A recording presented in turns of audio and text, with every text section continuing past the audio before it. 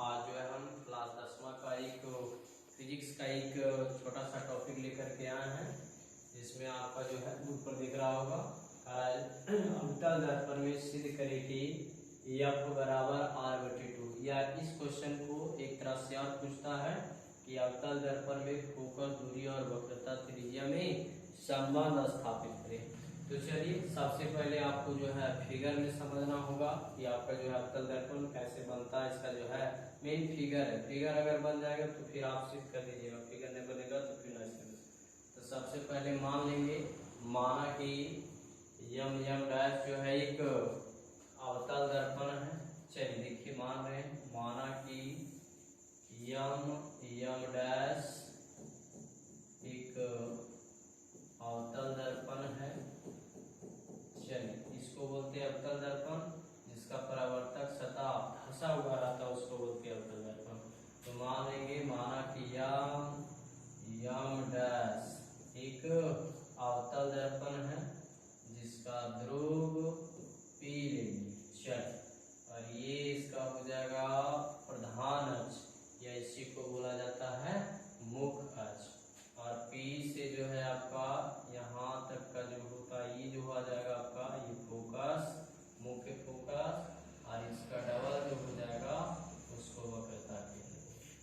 चलिए मानेंगे कि मान लिए हैं यम डैश एक अवतल दर्पण है, और फिर इस पर जो है AB एक आपतित किरण है जो दर्पण पर पड़ती है। और दर्पण पर पड़ने के बाद ये आपका जो है दर्पण है तो इससे परावर्तन होता है। परावर्तन होने के बाद जो है ये फोकस से गुजरेगा, या फोकस पर मिलेगा। चलिए फोकस से गुजरती है, फोकस पर मिलेगा। तो ये हो गया आपतित किरण, ए का निशान, और ये हो गया परावर्तित किरण। चलिए नाम दे देंगे A और B।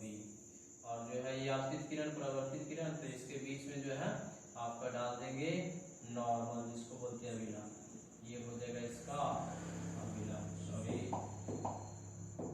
ये हो जाएगा आपका इसका अभिलंब।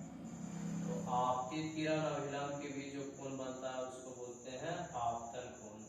और फिर परावर्तित किरण और अभिलंब के बीच जो कोण बनता है उसको बोलते हैं परावर्तन कोण R। और अगर ये I है तो ये कोण भी I होगा। ये एकांतर से दिख रहा है, जहां आपका Z का निर्माण होगा वहां आपका जो एकांतर होगा। चलिए तो माना मानी हो गया। और इसमें दर्शा देते हैं C से P का जो दूरी होता उसको वक्रता त्रिज्या बोलते हैं, इसको कैपिटल R से सूचित। फिर यफ से P जो फोकस दूरी, इसको आपको सूचित करेंगे यफ से। चलिए सारे चीज को हमने दर्शा दिया। अब जो दर्शाया उसको हम मान लेते हैं, लिखेंगे माना कि यम डैश एक अवतल दर्पण है, अवतल दर्पण है जिस पर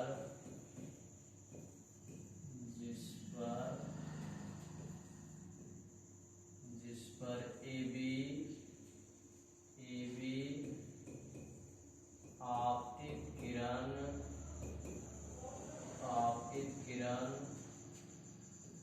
दर्पण से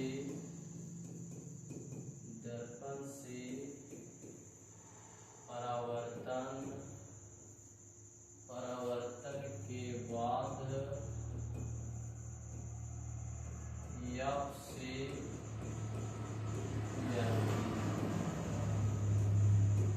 चलिए C वक्रता केंद्र एवं P ध्रुव है। चलिए माना मानी वाला इतना भी मान लीजिएगा तो आपका चलेगा। अब चलते हम लोग परमाणु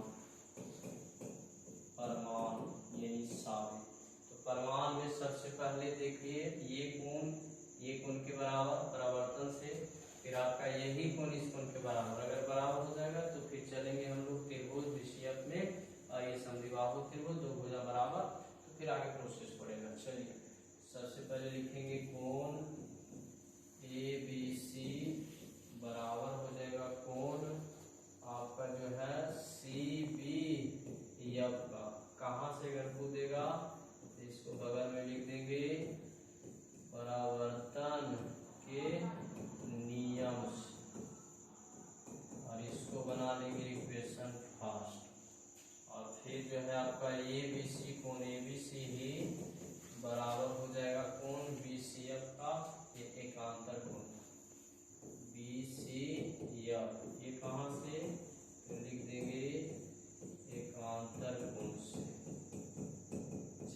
समीकरण 2।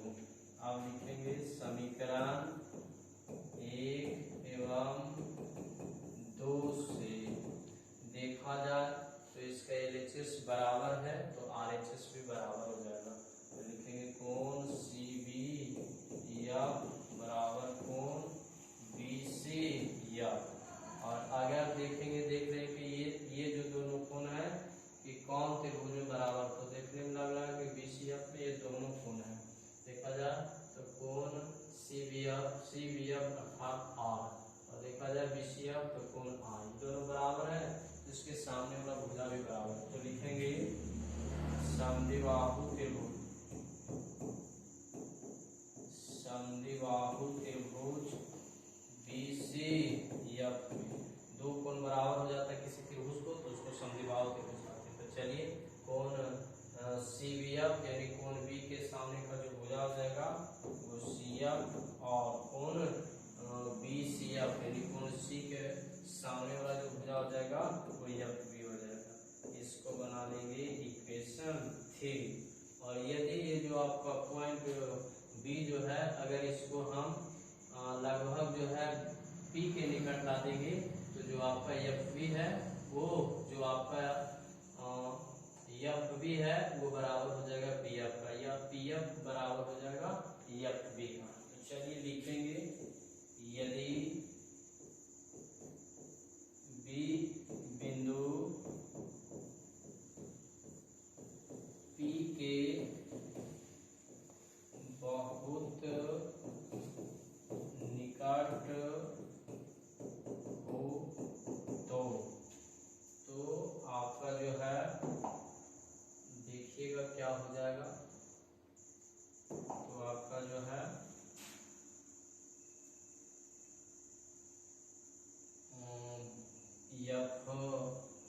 PF बराबर हो जाएगा FB। उसको बना लेंगे समीकरण 4। देखा जाए समीकरण 3 और 4 से LHS बराबर RHS बराबर हो जाएगा, RHS बराबर है तो LHS बराबर। लिखेंगे समीकरण 3 एवं 4 से, तो आपका हो जाएगा CF बराबर PF। अब चूंकि C से P का जो डिस्टेंस है वो CF प्लस PF को जोड़ करके बना गया, तो लिखेंगे CP बराबर CF और प्लस PF, या CP बराबर देखा जाए तो CF का मान जो है वो PF के बराबर है, तो CF की जगह रख देंगे PF, तो जाएगा PF और प्लस PF। कहाँ से, तो ब्रैकेट में लिख देंगे CF किसके बराबर PF के बराबर, या CP बराबर हो जाएगा क्या को 2PF।